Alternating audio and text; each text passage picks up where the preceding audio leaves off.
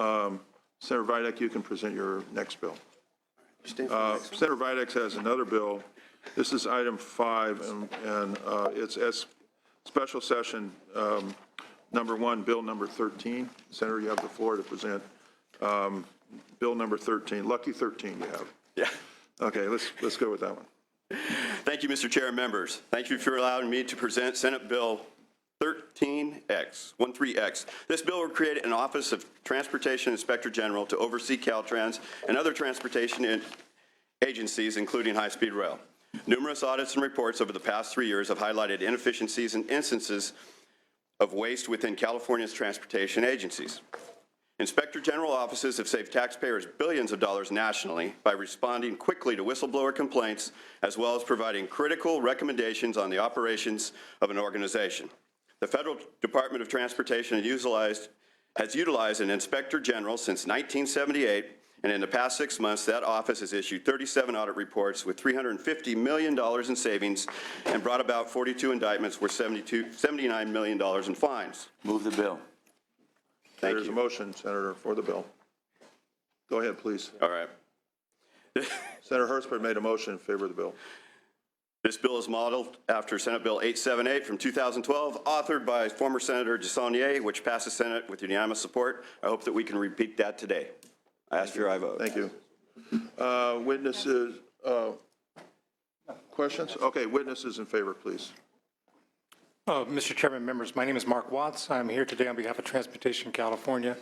We're in support of this measure. We think having this kind of accountability will be beneficial as we go through the process. We did support Senator DeSaulnier's efforts, and so we were happy to see this bill move forward, and we encourage your support. Thank you.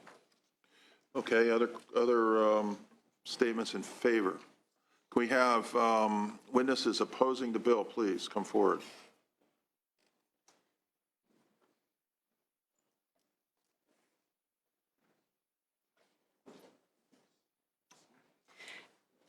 Catherine Phillips with Sierra Club, California. Now, I want to make it clear we don't oppose the agencies doing the work right. We don't oppose oversight.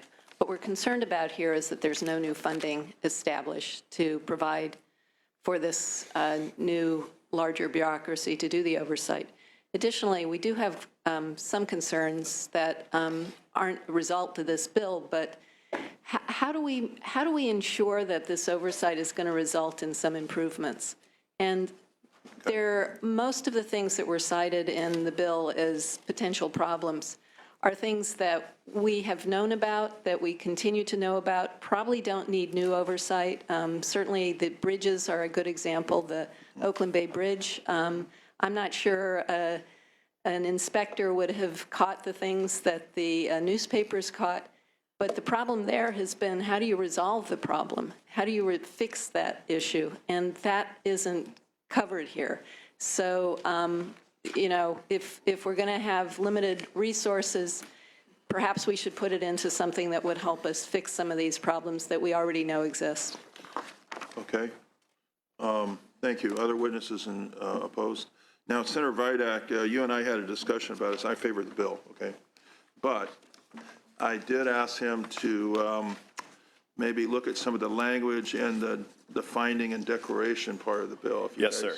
And we should kind of, if we're going to have an inspector general, it should be, as opposed to, I would say, negative language, more affirmative language about what we intend to do in a efficiency and good way. And I would expect that we'll continue to work and maybe make some amendments to that part, the finding and declaration part. The other part of the bill is fine, I think, as far as I'm concerned.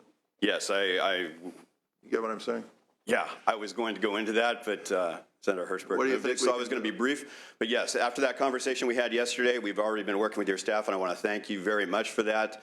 I am not here to poke people in the eye or kick them in the shins. I want just to make this work as best possible, and you know, the governor will appoint this person. We have oversight. We get to confirm that person, and I think this would be an awesome thing. Just a general comment about inspector generals. I think that's important to understand what we're doing. We're creating an inspector general for the transportation agency. The inspector general we have an inspector general act in California for other departments. And the Inspector General in other departments, including criminal, especially in the criminal justice Department of Corrections, has resulted in a lot of savings and efficiencies, and has made recommendations that have changed some of the things that Senator Videk's talking about relative to the performance of the department. And I have no doubt if the department, if we create an Inspector General in the Transportation Agency, it will result in savings and efficiencies if we hire, of course, the good Inspector General. And I like the fact that the Inspector General proposal that Senator Videk's proposing is an independent Inspector General. It's somebody that's appointed for 6 years. It's like, when, we appoint an auditor, we appoint the state auditor in a similar fashion. We appoint the state auditor, and the state auditor has a long term so that we can't, it protects that from political interference and so forth and so on. And I think that's the way to do it. This appointment, it's the governor executive subject to the approval of the Senate. So I think that this will be one way of increasing the efficiency of our expenditures and our system of building and providing transportation needs for the state of California. So that's why I support the bill, Senator, and thank you for introducing it. Other comments? Senator Wachowski. I actually have two questions.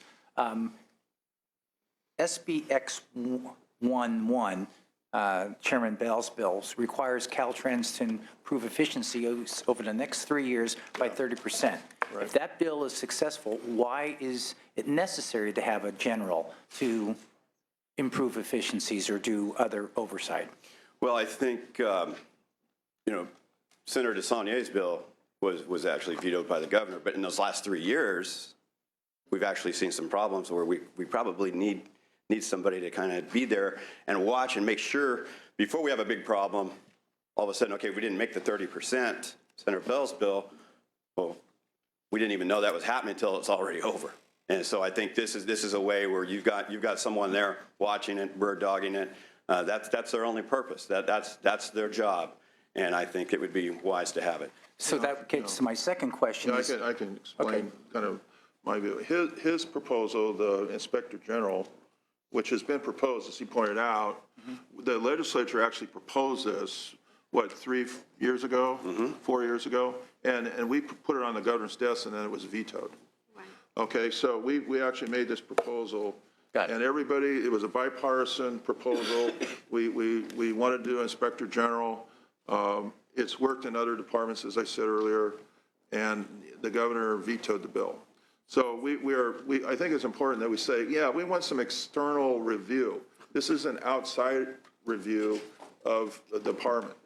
The proposal that I have in my bill, I'll get to it in a minute when I present mine, but it's more of asking the department itself internally to do things to increase their efficiency, as well as having an outside. So I think it's actually complementary to have somebody on the inside work on performance and then somebody on the outside advise and make recommendations on performance. So I think they're complementary in that way. Okay, thank you. So I guess the second question you sort of alluded to is that if the governor didn't like the idea 3 years ago, and now we're adding efficiency, is there something that's changed? Well, again, like I said before, answering the first question, since those 3 years, we've had some more issues. And instead of having this thing blow up, I think transportation, we're talking $10, $15 billion worth of things going on right now, plus the high-speed rail and all the roads. And I think the voters actually, also would like a little bit of oversight and an independent person looking at that, not within the department. I remember when Senator DeSaulnier presented, we had the problems with the Bay Bridge, and as we've been alluded to, it's not that there was a problem and who would have caught it. It's what do we do now? How do we remedy the situation? I don't know that the inspector wouldn't have a better remedy other than say, there's a problem, there's a problem, there's a problem. I just raised that because I know that we've had these good ideas. We're very passionate in 2011 when this came up, when the bridge was discovered, and now we're sort of working through it. All right. Yeah. Senator Bell? Other comments? Senator Liu? what- just a curious question. What kind of authority will this Inspector General have? Is this similar to what CDRC has, or is it similar to the feds? What kinds of authority this person, subpoena powers, et cetera? Data collection, open books, what kind You of have powers? subpoena authority? It does have subpoena authority. No, won't have. You have to, There's you no have to subpoena. request, you have to request subpoena authority, right? So If you look What's at the the bill, power? it's what's, a 6-year term, review the policies, practices, and procedures, conduct audits. Line 30. another audit? Yeah. Investigations, Yeah, identify best practices, which is important. to examine operating practices of the Department of Transportation, the High-Speed Rail Authority, and all other state agencies expending state transportation funds, and to identify fraud, waste, opportunities for efficiencies, and opportunities to improve data used to determine appropriate project resource allocations. To identify best practices in delivery of transportation projects and develop policies or recommend and propose legislation enabling state agencies to adopt these practices when practicable.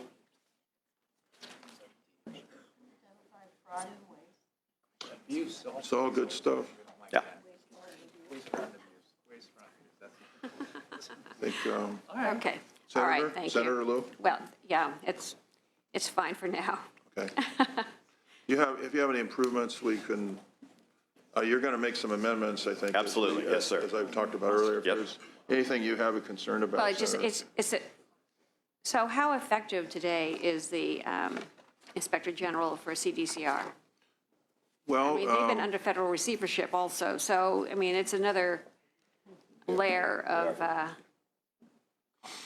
well, Senator, I'll say this, as a member with Senator Hancock of the Budget Subcommittee on Right. Public Safety, I think we've done a lot of work on improving the efficiencies and having the Inspector General work on that, and especially in the state hospital. And we have had many recommendations that have helped, and so I would say it's worth the investment. That's my only opinion. comment would be that Inspector General has subpoena power. Yeah. Well, we can look at that. Yep. Okay. Any other comments? Okay. And we have a motion, Senator Hertzberg made. So if there's no other comments, you'd like to close. I ask for your aye vote. Thank you. Okay, we'll call the roll, please. The motion is due pass and refer to the Committee on Appropriations. Bell? Aye. Bell, aye. Cannella? Allen? Allen, aye. Bates? Bates, aye. Berryhill? Aye for Bates. I haven't called you yet. Berryhill? All right. Berryhill, aye. Gaines? Aye. Gaines, aye. Hertzberg? Aye. Hertzberg, aye. Leyva? Aye. Leyva, aye. Liu? Hold on, we got to vote. Go Liu? ahead, Lou. Liu, aye. McGuire? McGuire, aye. Mendoza? Aye. Mendoza, aye. Pavley? Aye. Pavley, aye. Whitekowski? Aye. Whitekowski, aye. So that one was out, 12 to 0. 12 to 0, Senator. That bill is out. Thank you very much. Okay. Senator Morlock, you're welcome to our committee. And Senator Morlock has item 3. This is SBX Bill number 9. And Senator, you have the floor to present your bill. No. Mr. Chairman, colleagues, this is my first bill. Digesting point of information that has no relevance. And I expect to be treated accordingly. Oh, boy.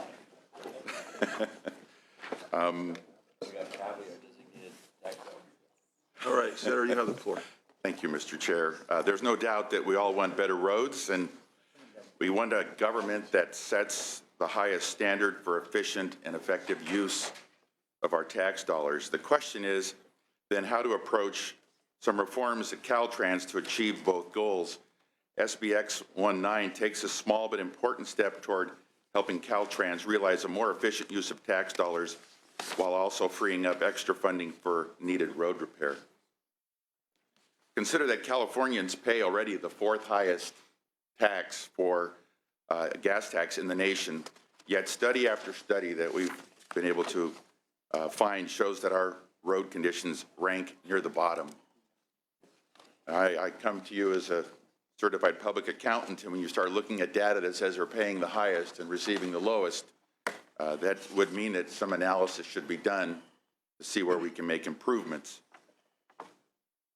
This and other available data that we've been able to find indicates a very clear and pressing need for oversight, which you've already discussed, and reform at the California Department of Transportation. We as a legislature must exercise our oversight role of state government. And SB X19 starts that process by requiring Caltrans to gain greater efficiencies in its infrastructure planning and to shift resources to where they are needed most, on road repair. This bill is simple. First, it provides the use of one-time non-recurring funds to support permanent, ongoing state positions within Caltrans. Second, this bill requires Caltrans to incrementally increase contracting for architectural and engineering services over the next 8 years, moving from the current 10% of contracting work to a 50-50 split between in-house engineers and contractors. Proposition 35, which passed in the year 2000, permits outsourcing through contracting of architectural and engineering work. This gradual approach to a 50-50 split will allow Caltrans to gain greater flexibility in its resource allocation. And cost savings accomplished through shifting of civil service positions will take place through attrition of current staff through the anticipated retirement rate over the next 8 years. Currently, Caltrans staff, 54% are near retirement age. This system helps Caltrans adjust its engineering capacities to reflect funding at hand, rather than find themselves in a situation where valuable dollars are being diverted from road repair in order to pay for an overstaffing situation at their planning department. Also, please note that this legislation does not deal with how these contracts are bid. According to Caltrans regulations on their own contracting policy, there are several stages of qualifying contracts, and if Caltrans is following the process, then there are negotiations and the costs should be held to reasonable levels. If Caltrans is issuing no bid contracts, then that's another problem, and frankly, an even bigger problem than this bill addresses, and I would be happy to co-author a bill with any one of the members of this committee that requires Caltrans to use a more competitive bidding process. I bring that up as we've received a letter from the engineers union. But what this bill does is begin a process of reform at Caltrans. As we've dug through the data, we found alarming problems that speak to the need for fundamental reform. Consider that California spends $501,136 per state mile, or 3 times the national average. Yet California's roads are in the nation's bottom 10 percentile. Caltrans appears to be overstaffed, and according to a recent LAO report, Legislative Analyst Office report, last year stated that Capital Outlay Support Program is overstaffed by not 35 employees, not 350 employees, but 3,500 employees, costing the state $500 million a year. The same report found that 60% of capital outlay projects sampled overestimated staffing needs by more than 25%. And colleagues, the Legislative Analyst Office is available today to answer questions and would like to have them available. Last week, the San Diego Union Tribune editorial board noted that this report should be acted on, not ignored. Caltrans disputes this LAO report and says that they have made cuts to their positions by 26% since 2007-8, and there is nowhere else to cut. Yet, when looking at the budget, we find that those numbers represent over 1,700 vacant positions. We're not talking about cutting employees, we're talking about eliminating positions, and are not truly reflective of the costs of senior staff that don't get cut. In fact, one major problem, yet another indicator that reform is needed at Caltrans, is that neither Caltrans nor the public employee unions that serve Caltrans have been able to produce consistent data on their staffing and costs. According to the 2011 State Auditor Report, Caltrans has done little analysis to determine the frequency or magnitude of support cost budget overruns. Further, although opportunities exist to inform stakeholders to the extent of these overruns, Caltrans has not done so, limiting valuable information on the efficiency and effectiveness of the support program, close quote. The average salary of a Caltrans engineer ranges, according to Caltrans, is between $138,664 to $168,475 in 2007.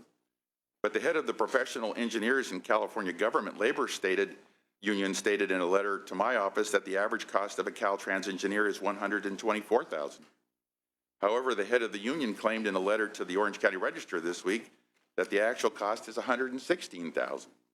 In 2011, the Senate Budget Committee estimated that the Capital Outlay Support Program engineering staff cost $158,000. But what does that really include? Overtime, pension costs? Caltrans has made the claim that private contractors cost more than in-house engineers.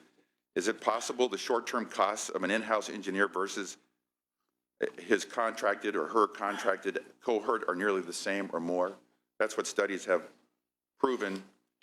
But expertise is one area where it especially makes sense to have a contractor. You don't need someone with a high sophistication like aerial work on staff, so you hire it out. But they may cost more for a specific project, but when the project is done, then they're no longer on the state payroll. We don't have to pay a really high caliber individual just to alphabetize files when there's no workload. So I'm reminded of a story when I was treasurer of the County of Orange, where there was some problems with Fannie Mae, Freddie Mac, and one of their representatives said, "We're twin sisters, and you can't call your sister ugly." So it's no fun to bring up negative things about the organization that you represent in the legislature, but you definitely want to make some improvements. And I feel as a new legislator that I am part of an oversight body that should provide some solutions to a system and a department that report after report indicates that Senator Bell's desire to improve efficiencies is not only a great idea, it's actually mandatory. And so this bill is something that will offer that. As the legislative body, we are the oversight body of Caltrans, and we must implement better management tools in order to get more funding to our roads. The legislature needs to improve Caltrans. I think Caltrans needs more transparent metrics and better measurements, something that this legislature and the public can understand and use for proper oversight. Caltrans needs to outsource more in order to be more nimble. Succession planning allows for a change in hiring policies, and this bill communicates that the legislature, the governor, and Caltrans, that we're all focused on respecting the tax dollars should a tax increase occur, that we are imposing on everyone, the poor as well as the rich, that they're going to get the best bang for their dollar, that it'll be transparent, accountable, and adaptable for an organization worthy of the trust of the taxpayers. And I want to thank you for this opportunity to present my bill. Thank you, Senator, and we'll request supporters. Please. Yeah. Mr. Chairman, members, good morning. David Wolf with the Howard Jarvis Taxpayers Association, and we're certainly pleased to support the Senator's first bill. It's always a joy to be batting 1,000. Happy to be here today on this bill. And I'll be very brief, members, just because I think the Senator spoke very well as to the reasons why he's bringing this bill forward. And I think, again, the fundamental question, which I will continue to return to over and over and over again during the course of this hearing, is simply this. How do you solve a $58 billion transportation backlog over 10 years without raising taxes? This is a really simple way, members, to do this. And it's simple, at least starting out with the 15% number as laid out in Senator Murlock's bill, because private contractors within Caltrans are already 10%. You're just bumping it up another 5% initially, and then you're stepping it up gradually over time, over the next 5 years to get to 50%. This is a really gradual, prudent, appropriate way to do this. We can analyze this and see if it works and see if the cost savings are actually there over time. And again, before asking for, upwards of $6 billion in new taxes, we should absolutely pass this first. So ask for an aye vote. Okay, thank you. Other speakers in favor, please. Good morning, Chair and members. Ken DeVore, the National Federation of Independent Business, largest small business association in the country, and we're in support of the bill. We think it fulfills the responsibility, the fiduciary responsibility to spend taxpayers' money wisely on projects and represent small businesses that actually provide a lot of the services, can do a lot of the things too, more efficiently and less expensive too. So we support the bill. Thank you. Other speakers in favor? Please. Speakers opposing, please come forward. Here, the other side.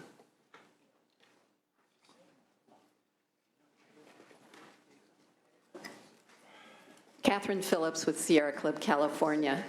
In addition to the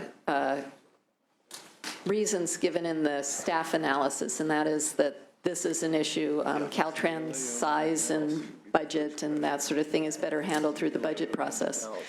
Our greatest concern about rapidly increasing the private entities doing this public work is our ability, as my members' ability, to know what's going on. We have an easier ability when there's a public agency to actually track projects. They have a greater responsibility to disclose information. And we think that transparency could be damaged by increasing the amount of work that's done by this public agency on public projects.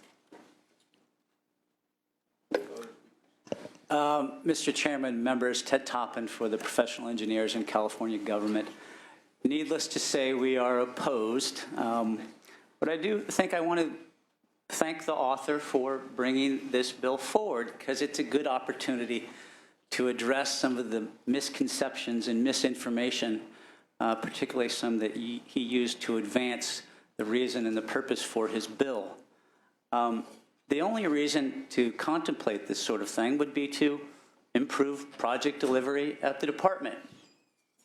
With its current mix of state staff and overtime and consultants, yes, consultants, the department has had a nearly 100% project delivery rate.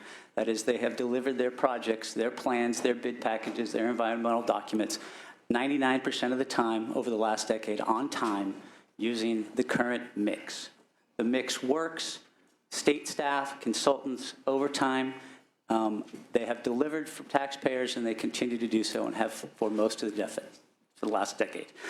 This is a reform undertaken by Will Kempton over a decade ago. It's one of the little-known reforms that gets not enough credit.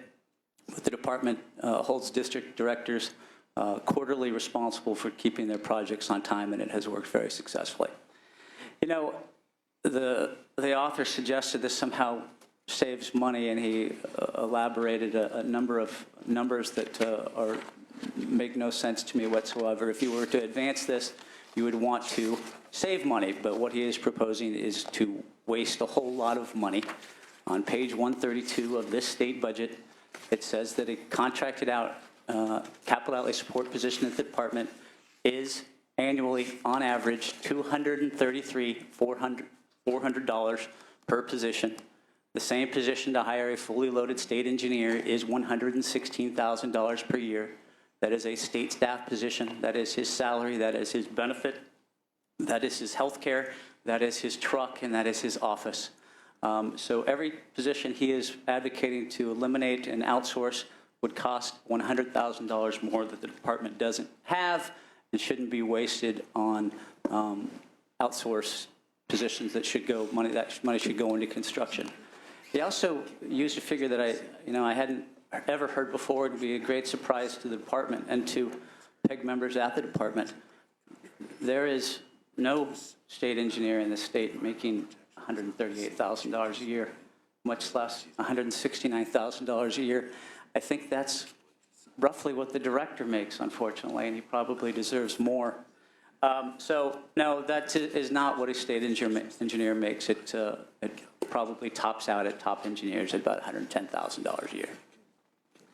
And then this overstaffed argument that keeps being made, perpetuated by the LAO 2 years ago, who was frustrated with the department and somehow drew a conclusion that project delivery is directly correlated to how much money you have in construction. And it just doesn't work that way.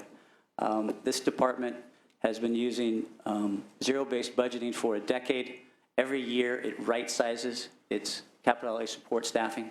I will report that this is the 8th budget in a row that they cut capital outlay support staffing. They are down 3,500 positions from the height over 8 years ago. They are at their lowest capital outlay support staffing in 20 years.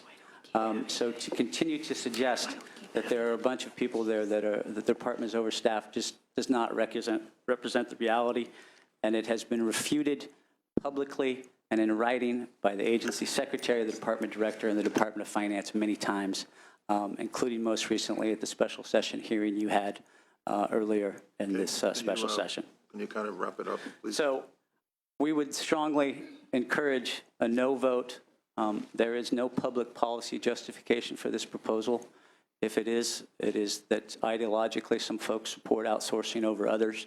It doesn't save money, it doesn't speed project delivery, and there is not overstaffing at the department.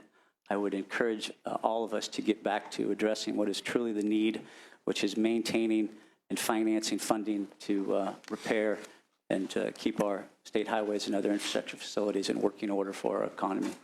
Thank you very much.